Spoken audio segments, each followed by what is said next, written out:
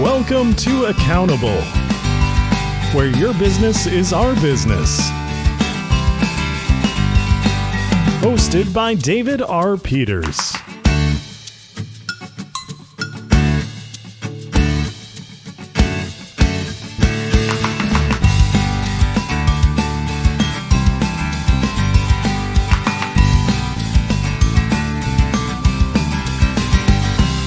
Hi, everyone. Welcome to Accountable, the podcast for CFOs by a CFO. Hey, my name's Dave. Thank you so much for being here with us this week. We are trying something new on Accountable. One of the things that we are going to try is every now and again, we are going to drop a podcast that you are going to be able to potentially get some CPE from. So I've had a lot of people that have told me that they really enjoy the podcast and some of the things that we talk about and would like to hear more. And we've decided to take some of the things that we are seeing and some of the things that we are talking about that are going on in the CPA world that are relevant to CFOs and financial professionals, and take some of those things and expound a little bit on some of those topics. And so what we've decided to do is we are going to occasionally drop an episode where we don't have a guest, where it's just going to be me talking a little bit more in depth about some of the topics that are out there, some of the things that are relevant for CFOs, and some of the things that I talk about on a regular basis, whether it's at conferences or if it is out there just when I'm teaching classes and just having conversations with all of you. So what we're going to do here today is we are going to talk a little bit more about a topic that we have been touching on here more recently in the Accountable blog, and that is the idea of risk management and how to set up a risk program when you are a CFO or a controller. You know, most of us, when we get into the CPA profession, a lot of us we really don't maybe necessarily come from a risk management background. And I think that, when you don't come from that background, I think that it can be kind of intimidating to be stepping into a risk manager sort of a role. And so today, what we're going to do is we're going to take you through some of the things having to do with setting up a risk management program within your company. And we're going to take you through some of the fundamentals. And then in some later episodes, we'll probably get into some more depth on some different policy types and things like that. So here's the way that this is going to work: is that if you want CPE for this podcast, first thing is that we should mention is this is not NASBA approved CPE. I want to say that again because I want to make sure that everybody hears me. This is not NASBA approved CPE. Not every state requires NASBA approved CPE. If you are in a NASBA state, this is not going to count. However, if you are not in a NASBA state, if you're in a state that doesn't necessarily require NASBA for classes to conform to NASBA, if that is not something that's required in your state, then this may count. And so if you would like for this to count, what you can do is in the notes to this particular podcast episode, we are going to give you a link. So you listen to the podcast, and then you click on the link in the show notes, and that's going to take you out to the Peters Professional Education website. So it's going to take you out to my professional education website, and what you do is you just go out there, you answer some questions about some of the content that was in the podcast that we're going to be talking about, and then we give you a CPE certificate. So it really is that easy. Listen to the podcast, and hopefully you're listening and engaging with it. The advantage of a podcast too is, you can stop it if you're if you're in the middle of something, or if you're like me and you listen to a lot of podcasts, maybe while you're walking through the airport or something like that. So you can stop it, you can pick it back up again. Once you have listened to the entire podcast, then click on the link in the show notes, and that's going to take you out to the Peters Professional Education website, and then you can answer a couple of questions, and we'll send you the CPE certificate. So we do charge a small fee for that, but it's not very expensive. So anyway, so if this is something that you like, let me know about it, and we'll be happy to do more of it. All right? So let's get into our topic for today. We said that what we wanted to do is we wanted to talk a little bit about the risk management process and some of the things that you would need to know as a CFO or a controller if you are trying to build a risk management process into everything that you do. So what are some of the things that you would need to know? So here's the main gist of what we're going to be talking about. We kind of have 4 learning objectives for this podcast. We are going to recall the 3 elements of a loss exposure. So every loss exposure has 3 elements, and we're going to be talking about that. We're going to identify the elements of a client's risk register. So what exactly does a risk register look like? That's kind of the fundamental tool that we use when we are talking about risk management. So we should probably have some idea what that needs to look like, and so we'll talk through that as well.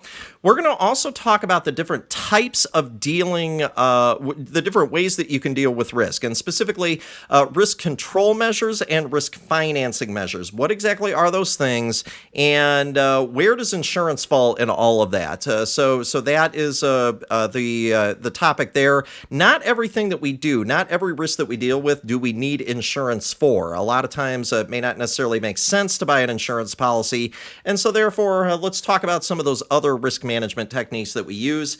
And then we'll also talk a little bit about the different sections within an insurance policy. So insurance kind of has its own language, a lot like the CPA profession. You know, the CPA profession, we use a lot of our own terms, don't we? I mean, think about how many acronyms that we have in the accounting industry. I mean, we talk about GAAP, we talk about IFRS, we talk about different code sections and regulations if you're in the tax world. So we have our own language too, no doubt about it. And insurance is no different. So we're going to spend a little bit of time kind of learning some of those terms and hopefully have a better understanding of what some of those terms mean after we get done here today. But let's start off at the beginning. Most of the time when we are talking about risk, we are talking about losses. Where are the spots for potential losses that we may incur in our company? And generally speaking, losses can be incurred in one of 2 ways. They're incurred in either the assets that we own or the activities that we partake in. So if you think about it, if I'm a company and let's say that I own a building. If just by owning that building, that presents the opportunity for a loss. I mean, we could have maybe some bad weather come our way, and something could damage that building. That is a form of a loss. So sometimes we have losses simply because we own certain assets. It's not necessarily because those assets are necessarily doing anything, but just the fact that we actually own something, an asset, something of value, a loss can happen. The other way that a loss can happen is through the activities that we do. And so a lot of times when we're talking about the activities that we do, we're talking about liability insurance. And that may be commercial general liability insurance, which generally covers non-professional negligent acts, and also possibility professional liability insurance, which covers our negligent acts when acting as a professional. So let me explain that for those of you that are wondering about that. A CGL, a commercial general liability policy, covers your non-professional negligent acts. So an example of that would maybe be if somebody is coming to my office, maybe it's a client that I'm in the tax preparation industry, among other things, and so So somebody's coming into my office and maybe they slip and fall on some of the ice outside. That might be considered to be a negligent act. Am I acting as a professional when that happens? Hopefully you're saying to yourself, no. I mean, that's not something that is happening in my professional capacity. It's just something that happened on my premises. And so that might be an example of a commercial general liability claim, okay, depending on the facts and circumstances around that. However, let's say that I mess up on a tax return. And a client decides that he or she is going to sue me. That would be an example of a professional negligent act that wouldn't be covered under your CGL. For that in particular, you would probably have a professional liability insurance policy for those things. Either way, you can see what we're driving at here. When we're talking about losses are typically going to be incurred simply from the assets that we own or the activities that we do. Those are your two big sources of losses. Now, a related term is this idea of a loss exposure. A loss exposure is any condition that presents the possibility of a loss, regardless of whether or not it actually happens, okay? So any condition that presents the possibility of a loss, whether or not it actually happens. Now, what is the difference there? And notice that I was very careful to tell you that a loss exposure is just something that presents the possibility of a loss. Insurance, in particular, is going to cover loss exposures. Insurance doesn't cover just losses that have already happened, right? Insurance, hopefully, is going to be in some ways kind of preventative in a sense that it tries to anticipate losses before they happen. And so generally, when we are looking at risk management, we are trying to figure out what our loss exposures are, not necessarily our losses. So loss exposures is really what we're trying to cover with our risk management program. Now, every loss exposure generally has three elements. We either have an asset or an activity that is exposed to the loss. So if we're going to have a loss exposure, we have to have something that is in danger of suffering a loss. That's kind of the big idea there. So asset or activity that is exposed to a loss, the potential for a potential cause of a loss has to be out there. Sometimes insurance people will call the potential cause of a loss. They'll sometimes refer to that as a peril. A peril is a potential cause of a loss. That's the second element that we need to have for a loss exposure to exist. And then a potential for financial consequences. So let's go through that list one more time. In order to have a loss exposure, we have to have three things. You have to either have an asset or an activity that is exposed to the loss. That's number one. Number two, we have to have a potential cause of a loss or a peril. So there has to be a potential cause for a loss, or sometimes referred to as a peril. Peril has to exist in order for there to be a loss exposure. That's number two. And then number three is we have to have a potential financial consequence to our loss. Now, that last one sometimes I think kind of throws people, but I want you to think about it from an insurance kind of risk management standpoint. If the suffering of a loss, if it doesn't financially affect me, then that's not something that we can insure because it's not a true loss exposure. Losses involve financial consequences. We have to have some financial consequences to our losses before that is going to be an exposure that we're going to be able to insure. So something to keep in mind there is that if there is no financial consequence to a loss, then that is not something that we can insure, and that's not truly a loss exposure. So loss exposure, three elements: asset or an activity, potential cause of a loss, and then financial consequences. Got to have all three for a loss exposure to exist. Now, a good general rule of thumb in all of this is that in order to take away a loss exposure, in order to make it so it doesn't exist anymore, we need to take away one of those elements. Now, the first one, an asset or an activity that is exposed to a loss, that one is going to be pretty difficult. Let me give you a good example of that. Let's say that I'm a tax practitioner and I make money by preparing tax tax returns. Well, that activity of preparing tax returns, does that make it so that I might have a loss exposure? Yeah, I mean, if I have the other two elements, then I definitely do. However, if I take away that activity, well, then I don't have much of a business left after that, right? I mean, one way to get rid of the loss exposure of having a client, come in and say that they're unhappy because I prepared a bad tax return. One way to get rid of that loss exposure is to simply not prepare any tax returns, right? That would do it. That's a very effective way of getting rid of that loss exposure. But the fact is that kind of kills the business model. So while that is a possibility of getting, it is a way of getting rid of a loss exposure, most of the time that's the least practical way to get rid of a loss exposure, is to just get rid of the asset or the activity.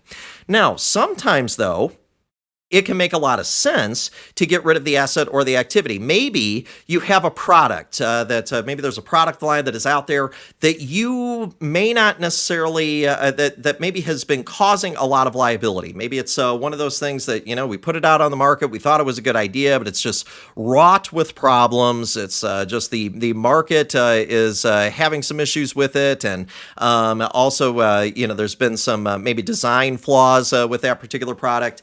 If that's the case, then maybe the best way to get rid of that loss exposure is to simply remove that asset from the market, remove that activity from the market, that product offering. That's one way to get rid of that loss exposure. So asset or activity exposed to the loss. Now, a potential cause of a loss, that can be a lot of things. Maybe I have a building that is situated right next to water. Does that present the potential cause of a loss? Of course it does, right?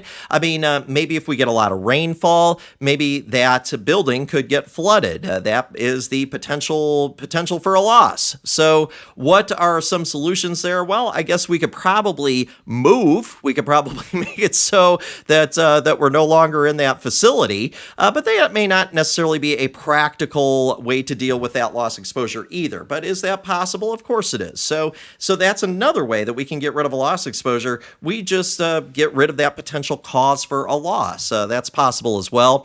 The last one is again, we have to have a financial consequence for that loss. And that is probably the one that we choose to look at the most when we're trying to eliminate, or at least if we can't eliminate a loss exposure, at least to mitigate that loss exposure, is we look at the financial consequences. Is there any way that we can mitigate the financial consequences for that loss? One function of insurance is to eliminate some of the financial consequences that go along with a particular loss. So if we can mitigate the financial consequences, then that is also a way to mitigate our loss exposure. Removal of any of those three elements of the loss exposure eliminates that loss exposure. When we're talking about risk, and that's really the entirety of what we're referring to today, what we're talking about today. When we talk about risk can be positive or negative. I mean, there are times in business when we want to take on risk. I mean, think about it. When we are maybe stepping into a new market, we are trying to get a new product out there, those types of things. When we do those things, those can be positive risks. Those can be risks that we want to take on. Again, I point back to my tax return example. When it comes to preparing tax returns, that's a risk that I am choosing to take on. And, certainly is it possible that risk could go bad? Yeah, of course it is. But I'm hoping that for the most part, that's going to result in a positive outcome for me. So being in business involves risk. Now, insurance is going to cover not every risk. It is going to cover what we refer to as pure risk. Pure risk is what is covered with insurance. Speculative risk is not covered by insurance. Now, what is an example of a speculative risk? Well, our markets represent the possibility of a speculative risk. When I invest in the markets, there is a possibility that my investment could increase in value. It could have a positive outcome. It could have a neutral outcome. Maybe the investment doesn't do anything and I end up at the same price, or the investment could go down in value. So I have three potential outcomes to every speculative risk. They can either be positive, negative, or neutral. So if I have a speculative risk, that is the potential outcomes. Those are not covered by insurance. A pure risk, on the other hand, has two possible outcomes, not three. A pure risk has either a neutral outcome or a negative outcome. So, an example of this, think about the things that we typically have insurance on. So, let's take the example of a building. I usually have a property policy that is in place. There's two possible outcomes. Either I remain neutral, right? Nothing happens to that building, or there is a potential that something bad could happen to that building, right? Could get struck by lightning, could get flooded, something like that. Insurance only covers pure risks. They do not cover speculative risks. We can't buy insurance for investing in the marketplace, and at least not really. So insurance is going to only cover pure risks, chances where there is either a negative outcome or a neutral outcome. If those are the only two consequences, then we can typically, then we have a situation where insurance might be the answer to dealing with that pure risk. There are four different types of risks that are out there in general. We can kind of bucket risks into four different types. There's hazard risks, there's operational risks, there's financial risks, and then there's strategic risks. So hazard risks are going to be things like slip and fall situations. So, maybe I have a client and they are approaching my office, they slip and fall on some ice. That would be an example of a hazard risk. The fact that there is a patch of ice outside of my office, that would be sort of a quick example of a hazard risk. Operational risks, on the other hand, are really sort of a risks that are inherent in the process of what we do. So, for example, maybe I am in the manufacturing industry, and in that manufacturing industry, maybe there is something that I am doing with my operations on the line that is presenting a risk, and so that would be an example of an operational risk. A hazard risk is something that still exists even though we're following the process. So it's not a fundamental flaw in the process. It is something that just kind of happens. If I grew up 30 miles north of Chicago, and in the wintertime, it was pretty hard to avoid having ice outside of the office. I mean, you try your best to kind of salt it and clear it away as quickly as you can, but it's cold outside, and there is it's going to be pretty hard to avoid ice. That would be an example of a hazard risk. However, an operational risk means that we follow the process, but there's still risk involved in the process itself. So, hopefully that's helpful. So there's a fundamental flaw in the process that presents a risk. That would be an operational risk. Financial risks are probably the ones that I imagine that if you were listening to this show, you're probably the most familiar with. I mean, we take financial risks all the time, especially in the markets. If I'm putting money into the marketplace, that would be one example of a financial risk. A strategic risk is a little bit higher level than a financial risk. Financial risk could be putting money into the markets. It could also be putting money into a certain project. It's kind of more micro in scale. Strategic risks are kind of more macro in scale. So strategic risks are things like a competitor coming in to our market, and maybe the chance that that competitor could steal away customers. Another example of a strategic risk is where we enter into a new market. So it's a much higher level of risk than necessarily a financial risk. Financial risk is a little bit more micro, whereas strategic risks are a little bit more macro.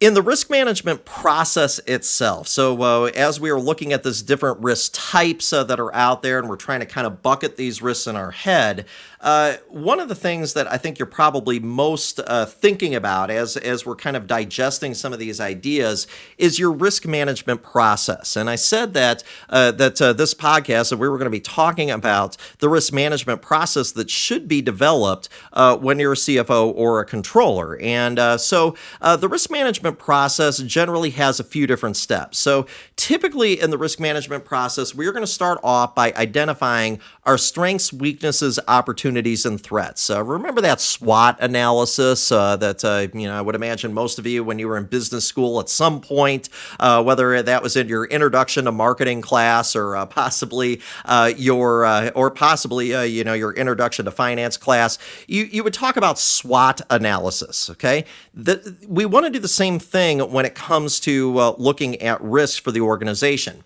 When we look at risk, we look at all types of risks. We look at positive risks and as well as negative risks. And we want to sort of keep all of those things in mind. And a good place to start when you're developing your risk management process is you start with a SWOT analysis for your company. By doing that, it tends to be the case where you start to discover where the potential for losses are. So again, we're trying to figure out where the loss exposures are. How do you figure out where the loss exposures are? A lot of times you're going to go through a SWOT analysis. Once you have gone through and you've done your SWOT analysis, then what you're going to do is you are going to assess the risks that come through. So you look at your loss exposures that kind of come through as a result of your SWOT analysis, and then you're going to assess those loss exposures. Now, when I say assess those loss exposures, what exactly do I mean by that? I mean that what you're going to do is you are going to evaluate those loss exposures on kind of two levels, in terms of frequency. How often are those loss exposures at risk of a loss? Is it all the time? Or is it just, one of those things that could potentially happen, but it's not real likely to happen? How often is that loss exposure? How often does that present a possibility of a loss? That's called frequency. And then we're also going to evaluate those loss exposures in terms of severity.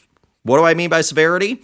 When a loss does happen, how much does it cost us? So severity deals with dollars. How much does a loss cost us when a loss happens in that particular area? How much does it cost us? Does it cost us a lot? Does it cost us a little bit? Quantify that. That's severity. We assess losses in terms of frequency. How often do they happen? And severity. When they do happen, how much does it cost? Those are the two dimensions that we look at when we're evaluating a loss and a loss exposure. Generally, what we do is we are going to score a loss in terms of frequency and severity. And when we do that, we are going to assess it kind of twice. We are going to give each loss exposure a gross risk score, and a net risk score. Now, what's the difference between the two?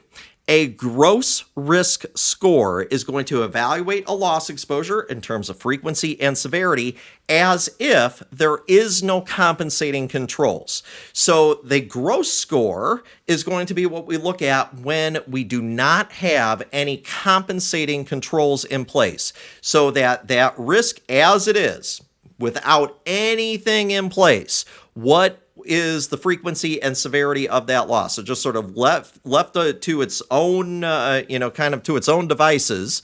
What would happen with that loss in terms of frequency and severity? How often does it happen? And when that loss does happen, how bad is it? So that is the gross score. Now, the net score, we also want to record that as well. A net score is going to be with the compensating controls that you currently have in place.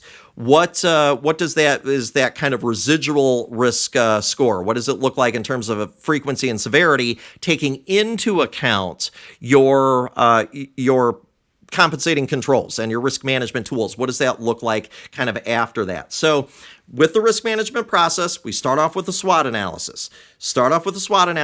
Inside that SWOT analysis, we should come up with some loss exposures. Through that process, where is our company at risk for a loss? When we look at those losses that come through, score them. Give them a gross score. If left to their own devices, what would they be in terms of frequency and severity? And then we give them a net score. So in light of compensating controls, what is left? And that is going to be what we look at there. We are then going to, after we figured out our gross score and our net score, then we may apply some risk management techniques. And we're going to be talking more about risk management techniques here in a minute. But the bottom line in all of this is that when we apply those risk management techniques, are we good with where we're currently at? Or do we need to put in more risk management techniques to sort of mitigate that loss exposure? What do we need to do? Once we have done that, then we are going to monitor those risks, and then the process is going to start all over again. We're going to monitor those risks, and then we're going to go look for more loss exposures. Okay, typically through our SWOT analysis. So the risk management process is typically an iterative process. And what do I mean by that? I mean that it changes over time, and it's going to be something, it's not going to be a one and done. We're going to keep doing it over and over and over. So we're going to identify our strengths, weaknesses, opportunities, and threats. Our loss exposures are going to become apparent as a result. Once we have those loss exposures, we're going to score them. We're going to give them a gross score and a net score. Then we might apply our risk management techniques. And then after that, we are going to monitor those loss exposures, make sure that we are mitigating that risk appropriately. And if we're not, we are going to make sure that we do other things to mitigate it appropriately. So that is the risk management process, and that's kind of the step-by-step approach to it. One of the things to keep in mind is that the risk management process is iterative, okay? In other words, it is not going to be a one and done. We are going to constantly be looking at the risk management process. Now, a lot of times when a group is setting up their risk management tools for the first time, one of the things that I think kind of comes up, a kind of a natural question that comes out of this is that people say, well, how do I identify where my loss exposures are? How exactly do I find the risks of the organization? And that can be difficult. I mean, obviously you want to start with a SWOT analysis, like we were saying earlier on. But another thing that is out there that may be able to help is you may be able to find a questionnaire. And a lot of times your insurance brokers will have questionnaires that they like for their clients to use when they are trying to find loss exposures that are out there. There are certain organizations that also put out checklists that can help as well. The Risk Management Society is one of them. Also, there are industry-based groups that sometimes will put out their own questionnaires to kind of help companies that are in their industry find the risks in their particular company. One example of that would be the U.S. Department of Agriculture. The U.S. Department of Agriculture actually has a checklist that can help folks that work in the agricultural industry help those groups, help them find the risks in their operations. And so sometimes there's industry-based checklists as well. Checklists are good because they can help you sort of think in the right direction, maybe kind of going beyond, kind of one step beyond your SWOT analysis. Maybe that's one way is to utilize a checklist to again, try to find those loss exposures that may be relevant to you. However, they're not specific to your organization. They might be specific to your industry in general, but they're not specific to your organization. So what's another way that maybe we can dig a little bit deeper into our particular circumstances? Well, we can check financial statements and legal records. Financial statements and legal records tend to be a very good spot to go and look for potential loss exposures. Why? Because if you think about it, I mean, think about what is on our balance sheet. Well, on our balance sheet, we are going to see all of the assets of the organization. And where's the loss exposure probably going to be the highest? Well, whatever the asset value is that is the highest on our balance sheet, that's typically the spot where we have the most potential for losses. When I was the CFO of a price comparison website, most of our money was spent on the website itself. So what asset presented the biggest opportunity for a loss exposure, the biggest opportunity for a loss? It was the website itself. So that is the type of insight that I think that you can get. Look at the balance sheet. What assets are the highest value? Those are the ones that are probably present the most loss exposures. The other place that you look on the income statement. How is the company making money? If, depending, again, remember, every loss exposure comes from either the assets that we own or it comes from the activities that we engage in. So if the company is engaging in an activity that's making it money, well, then that is probably going to be the place that we're going to look to figure out where our loss exposures are, because that is the activities that we do to make money. And so looking at where is the company making money, what sort of activities is it making money from, and then looking on the balance sheet to figure out what assets could potentially be the source of a loss exposure. Another good way to figure out, kind of where loss exposures exist, and this is probably something that's always good to keep in mind if you are the CFO, is ask, kind of frontline and staff employees about the various places that a loss exposure might exist. Because I got to tell you, most of the time, and I have worked primarily for smaller companies the vast majority of my career. I help out a lot of smaller companies in my day-to-day work in the consulting world.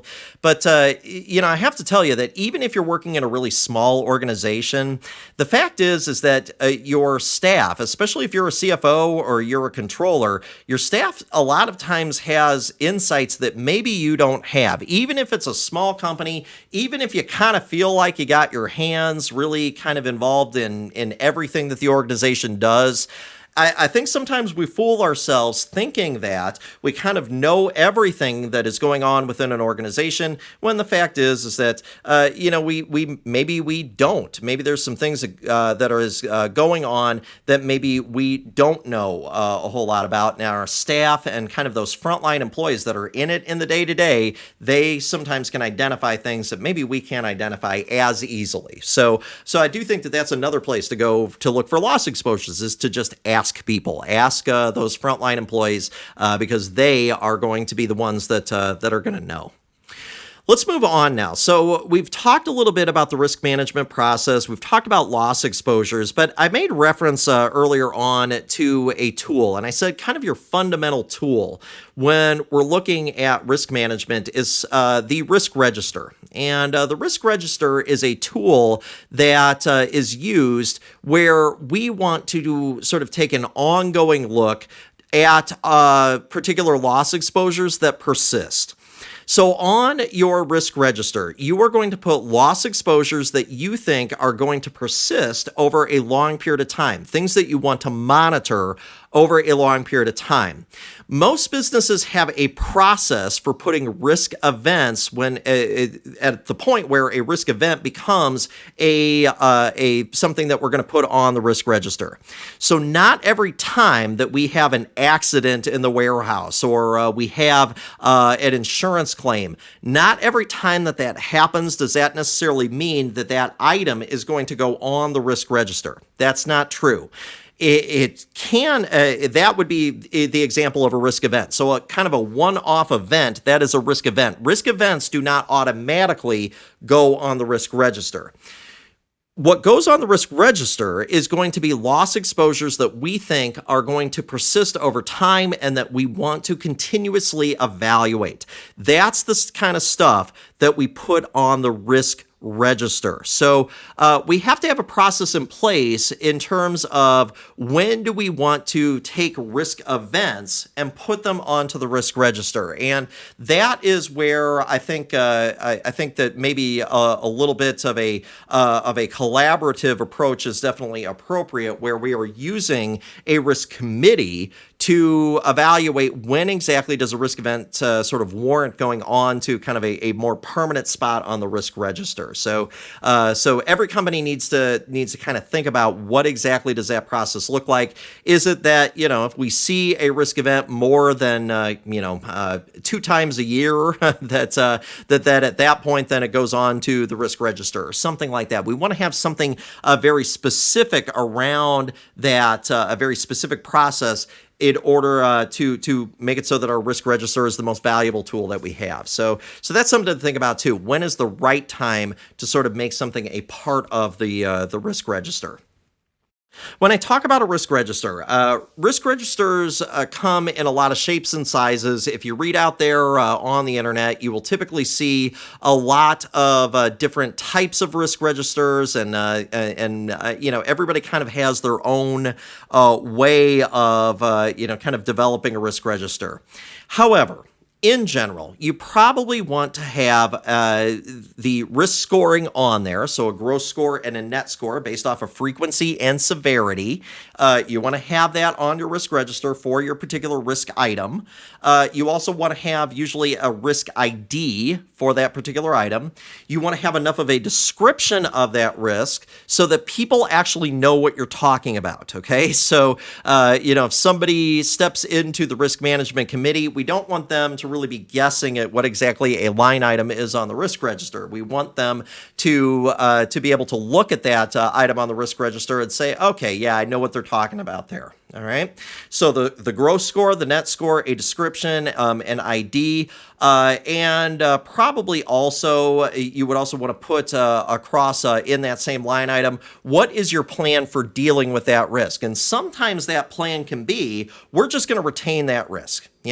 We've looked at it. We've looked at the cost of how much it would be to actually, deal with that risk. And the fact is that we just can't deal with that in any sort of good financial way. There's no way to sort of deal with that in a way that we're comfortable with financially. So therefore, we're just going to retain that risk. But we want to have some sort of a plan with each item on the risk register as well. What are we doing about it? And if there's follow-up involved, we want to have that as a part of the risk register as well. So it is a fluid document. It's a document that is going to sort of contain all of the risks of the organization that we want to monitor on an ongoing basis. What does that look like? And what exactly are we doing about each of those items? I keep making mention of risk scoring, and I talked about frequency and severity and kind of I said frequency was how often something happened. Severity was just also, kind of when an accident does happen, how much does it cost us? Does it cost us a lot, or is it, just kind of a drop in the bucket? And so frequency and severity are the ways that we typically do risk scoring. When we score a risk, most of the time you want to have an odd point scale, okay? And what I mean by that is that, we want to use a 5-point scale or a 7-point scale or a 9-point scale. So odd numbers are usually typically best when we are trying to score risks. And when we put together risk scoring mechanisms, we want to make it so that we are very descriptive in terms of what constitutes a 5 versus a 4 versus a 3.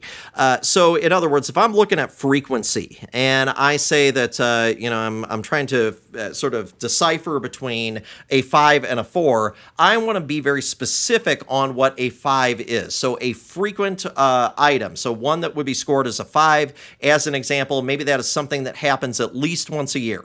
So if it's something that happens at least once a year, that's a 5. Where if it happens once every 5 years, maybe that's a 4. Something like that. Now, it's got to be appropriate for your organization. So, if you're the risk manager, you got to think about what exactly is appropriate for your organization. But we want to be very specific about what is a 5 versus a 4 versus a 3. So that's something that I think is a place where organizations sometimes go awry everybody is that when they're setting up the risk register, they're kind of loosey-goosey on what exactly is a 5 versus a 4 versus a 3. When you put together scoring, if you want your scoring to be meaningful, then we got to be very specific about what goes into each bucket. Same thing with severity. Severity we might say, okay, any loss that is going to that typically when it happens results in $100,000 worth of damage, that is a 4. However, if it's $500,000 worth of damage, well, then that's a 5. Okay, so being very specific about what constitutes each score, I think, is very important there. Now, when we put together frequency and severity, most of the time we're gonna multiply those two numbers together, the frequency score and the severity score, and that is going to give us our gross score. And then again, with mitigating controls, what is our net score? Those are the things that again we're going to keep track of on that risk register. Occasionally I get asked by people, they'll say, well, how often do I need to update my risk register? And my answer is always that it depends on the organization. A lot of organizations do quarterly, but certainly if you're in a larger organization, maybe it should be done monthly. So, you got to take into account kind of what the size of the organization and, and those other factors. And also, how many risks the company has. But in general, a lot of companies prefer to do it quarterly, but certainly you could do it more frequently if you wanted to. There's a few different ways to deal with risk. In this particular episode of Accountable, we're just talking about risk management techniques in general. I keep making reference to insurance. Insurance is one way to deal with risk. It is not the only way to deal with risk. In general, when we're dealing with risk, we can either use risk financing measures or risk control measures. Could be either one. Risk control measures are measures that we use that do not necessarily involve insurance. Okay, so don't necessarily involve insurance, don't necessarily involve reimbursing for a particular cost. So, some examples of risk control measures that are out there. One risk control measure would be something called avoidance. Okay.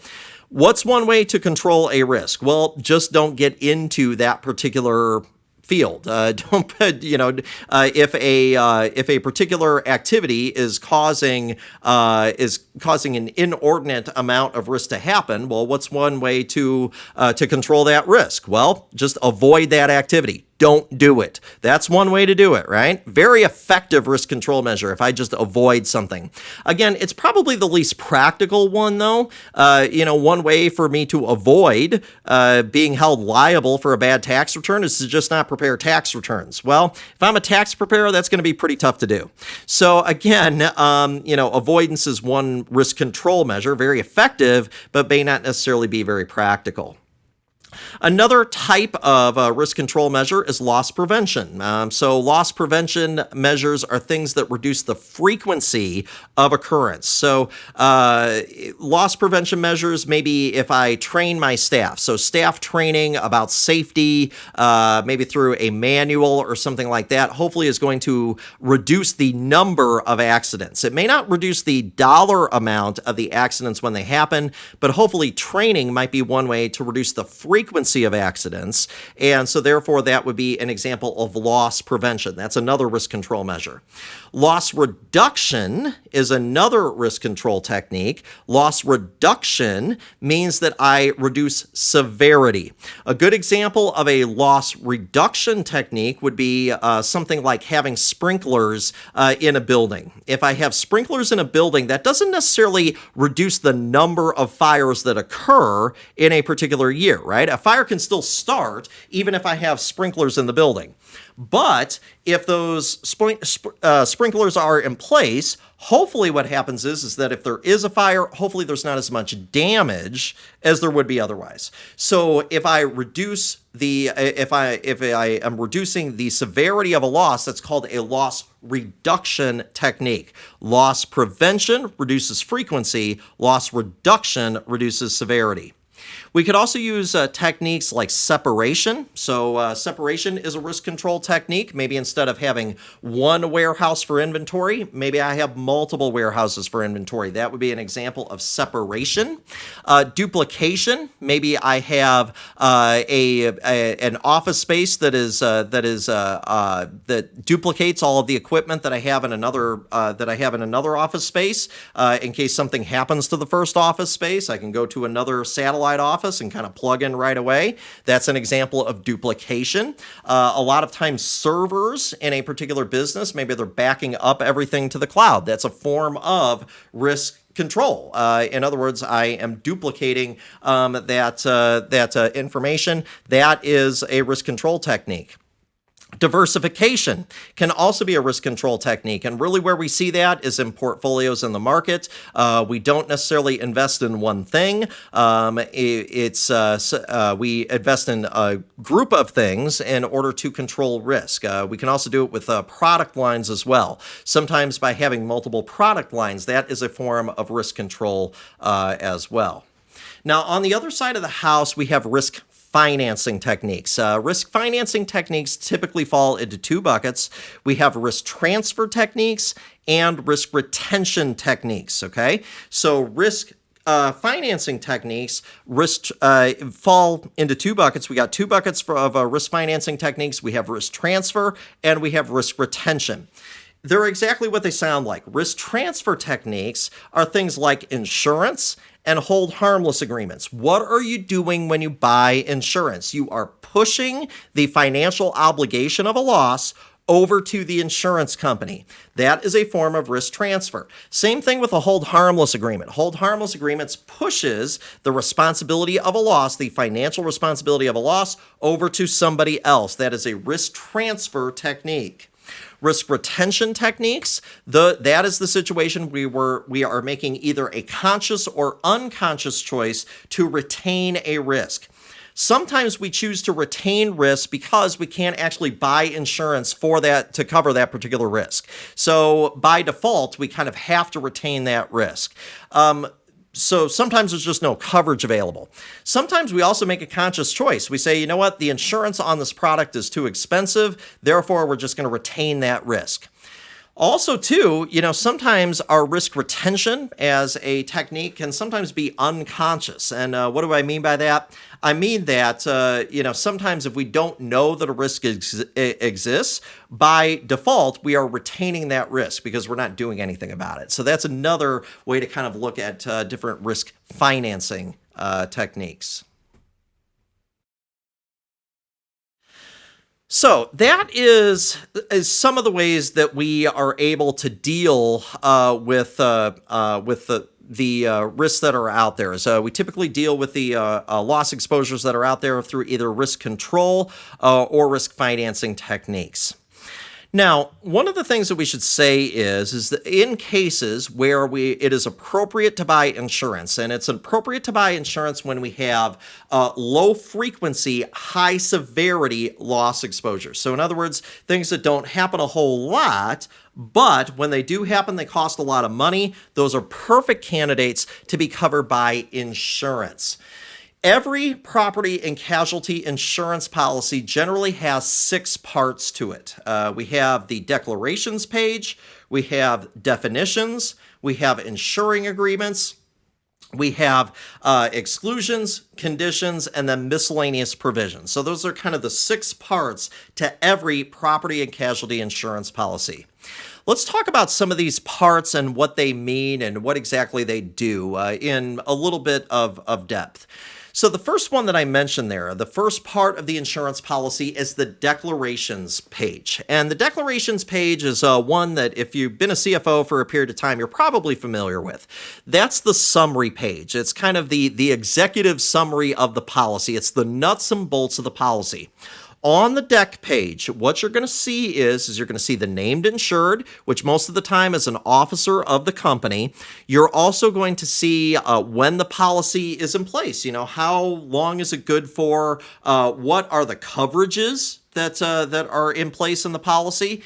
and also what how long the policy is good for. So when does it expire? You're also going to see the location of property that's maybe covered under a policy if it's a property policy, and things like that. So it's the nuts and bolts of the policy itself. So that is a good page to just kind of take a quick look at. Most of the time, that's going to be one of the first pages that you see when you actually get your policy back from the broker. The second part, after the declarations page, is the definitions.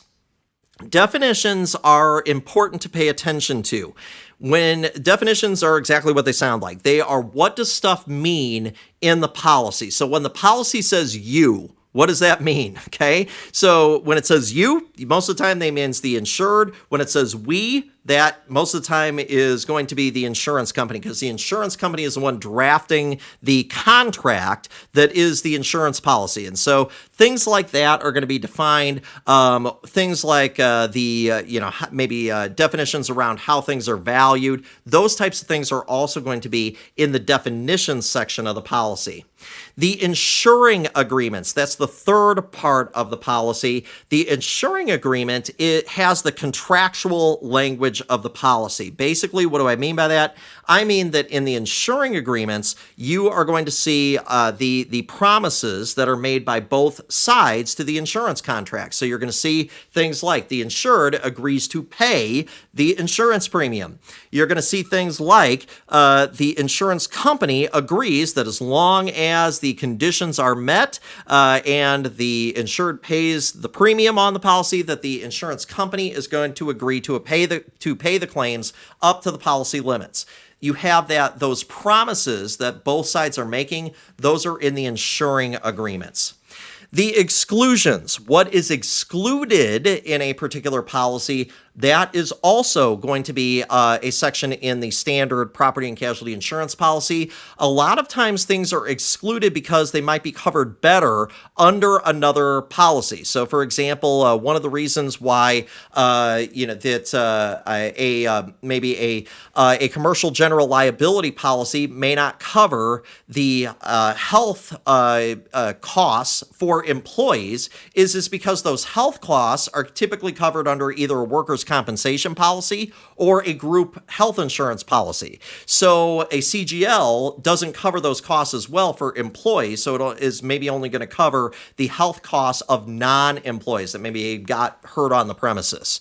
So a lot of times we have things excluded, not because they're necessarily bad and because there are things that the insurance company doesn't want you to do, but just because they're better covered under another policy. So that would be what might be in the exclusion section. The conditions section is the fifth part of the insurance policy. The conditions section outlines things that the insured has to do in order to get their claim paid. So that might be things like filing a police report or making sure that they take some steps to make sure that a claim does not get worse. So, if there's a hole in my roof as a result of a lightning strike, maybe one part of the policy is that I have to take reasonable measures to make sure that claim doesn't get worse. That would be an example of a condition, okay? So conditions are things that the insured has to do in order to make sure a claim gets paid. Miscellaneous provisions, those are going to be places where you might find things like if it's a dividend-paying policy. A lot of times we see dividend-paying policies in the life insurance world.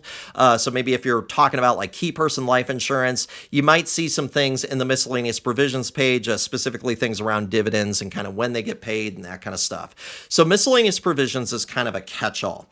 So those are your 6 parts to the insurance policy. So again, 6 parts are declarations page, that's the summary page. We have definitions. What does stuff mean? We have insuring agreements, which is the contractual language of the policy. We have exclusions, what is not covered.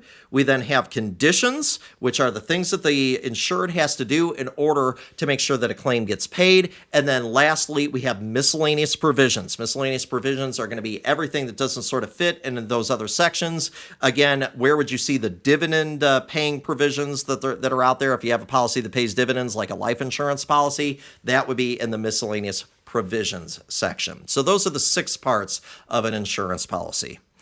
So we are just kind of scratching the surface here, but I think that this is a good place to kind of cut it off here. I know that we could probably talk for several days about risk management and the different pieces that go along with it. Keep pace with us as we're going through this. We will be putting out some podcasts later that talk a little bit in some depth about some of the insurance policies that are out there. But at least for this first accountable podcast where we are talking about risk management, we wanted to just lay out some of the risk basics that really come into play if you're a CFO or a controller. Again, I think a lot of us, we weren't necessarily maybe trained on risk management. If you've kind of been thrown into the risk management function for your particular company, then I hope that this was helpful to you to just sort of outline some of the basics around risk scoring and the risk management process and some of the parts of the insurance policy. Because I think, especially if you're first getting started in that role, I think that can be kind of overwhelming. So hopefully this was helpful to you. Again, if you are in a non-NASBA state, this is not NASBA certified CPE, but if you are in a non-NASBA state and you would like to get continuing professional education, CPE, for this podcast, what you need to do is click on the link that is in the show notes and go out to the Peters Professional Education website, and you'll have to answer a couple of questions about the content of this particular podcast. But if you answer those questions, we'll give you a CPE certificate, and you will be on your way. Just again, be sure to check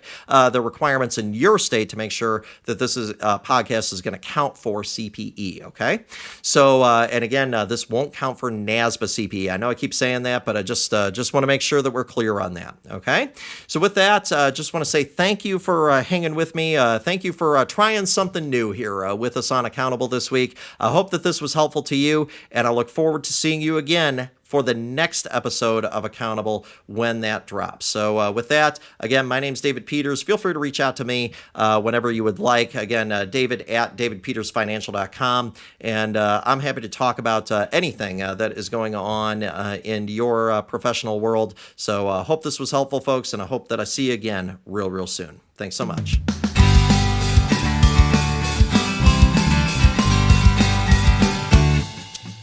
Thanks for listening to Accountable. Be sure to subscribe for more interviews and insights from today's business leaders.